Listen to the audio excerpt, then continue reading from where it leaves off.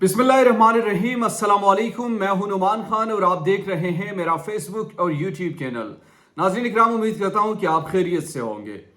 वो कौन था कि जो सवाल पूछने पर न सिर्फ गुस्सा किया करते हैं बल्कि गायब भी करते हैं। और वो कौन है जो तमाम सवालात उनके सामने रखे जाते हैं मगर फिर भी जवाब नहीं दे पाता। और वो कौन रहेगा कि जिनके सामने सवालात की बौछार रखी जाएगी मगर जवाब देने की बजाय या तो मारा जाएगा या फिर उठाया जाएगा।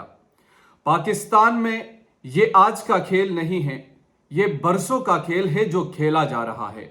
मगर पहली मर्तबा इनको वो लोग मिले हैं कि जो सवाल पूछते हैं, आप उठाते हैं तो मजीद पूछते हैं, आप गायब करते हैं तो मजीद कुव्वत के साथ पूछते हैं।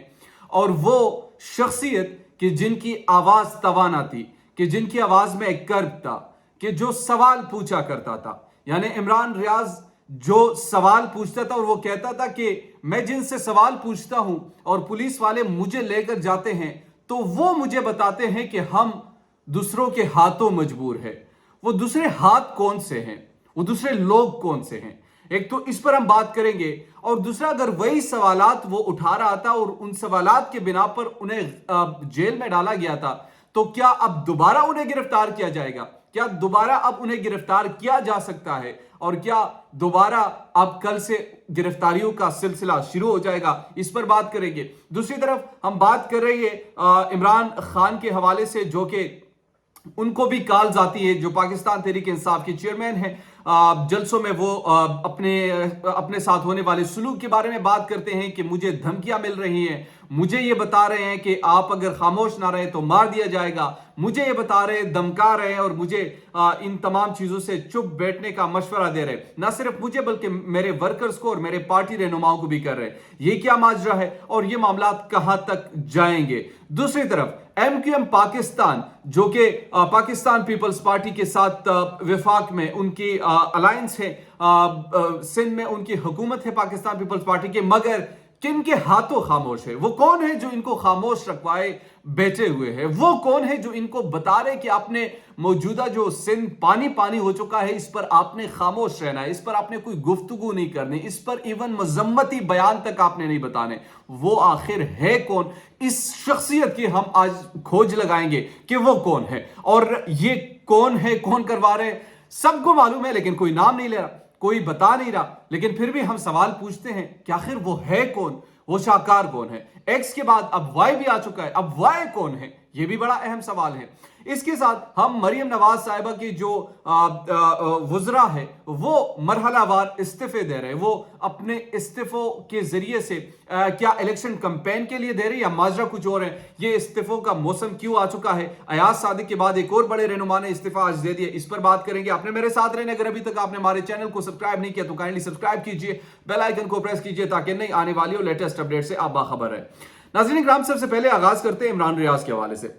इमरान रियाज खान, जो कि जिनको जेल और जिन पर मुकदमात बनाए गए थे, वो एक ही कसूर था कि वो पूछा करता था वो कौन है।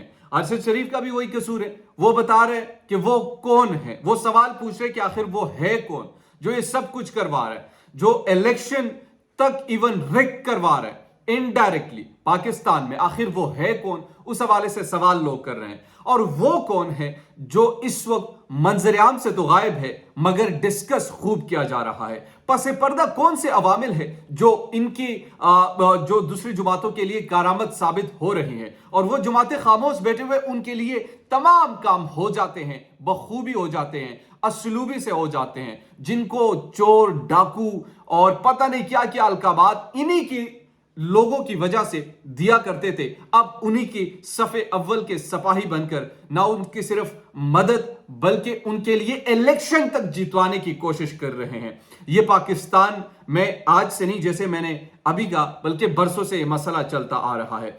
अब इमरान रियाज दोबारा जब ईद के लिए अपने फैमिली के साथ उनको करने दिया गया तो ये शर्त पर था कि आप इस केस पर बात नहीं करें। वो किस केस पर बात नहीं कर रहा, مگر لوگوں نے کہا کہ ان کے سافٹ ویئر کو اپڈیٹ کر دیا جائے گا. انہوں نے کہا کہ میرے ملک میں حب الوطنی کی ونڈو ڈاؤن لوڈ ہوئی ہے تو اس کا سافٹ ویئر اپڈیٹ ہوتا ہی نہیں ہے. حب الوطنی کا کوئی سافٹ ویئر ہی اپڈیٹ نہیں ہوتا. تو اسی لیے انہوں نے دوبارہ بات شروع کر دی اور کہا کہ رجیم چینج کے حوالے سے میں بات کرتا تھا, رجیم چینج پر میں بات کر رہا ہوں. وہ سوال اٹھا رہا ہے کہ یہ سب کچھ ایک رات کے اندر ہوا. اسپیکر جو اسد قیصر تھے ان کو کس نے دھمکایا, کس نے ڈرایا, کس نے کہا کہ تمہارے لیے خطرہ ہو سکتا ہے, آرٹیکل 6 کا مقدمہ ان پر لگنے والا تھا. قاسم سوری کو کس طریقے سے دبایا گیا, جو لوٹے کروائے گئے کس نے کروائے گئے, وہ کون تھا, وہ کون ہے اور وہ کون رہے گا. یہی سوال آج بھی عمران ریاض پوچھ رہے. تو اس کا مطلب کیا یہ ہے کہ دوبارہ انہیں گرفتار کیا جا سکتا ہے؟ کیا دوبارہ انہیں جیل کی صعوبتیں برداشت کرنی پڑے گی اپنی اس بیانی کی وجہ سے, اور بہت سارے لوگوں کو بھی وہ کر سکتے ہیں. تو ایک تو یہ چیز تھی. اب آتے ہیں عمران خان کے حوالے سے جو پاکستان تحریک انصاف کے چیئرمین ہیں. وہ ہر جلسے میں جاتے ہیں, وہ بات کرتے ہیں, وہ یہ بتاتے ہیں کہ جناب میرے خلاف کالز کر رہے ہیں, مجھے ڈیفرنٹ طریقوں سے دھمکایا جا رہا ہے انڈائریکٹلی کہ آپ کو اگر آپ نے یہ حد پار کی جو کہ وہ کر رہے ہیں, وہ ان کو یہ بتا رہے کہ اگر آپ نے یہ کچھ کیا تو ہم آپ کو نہیں چھوڑیں گے.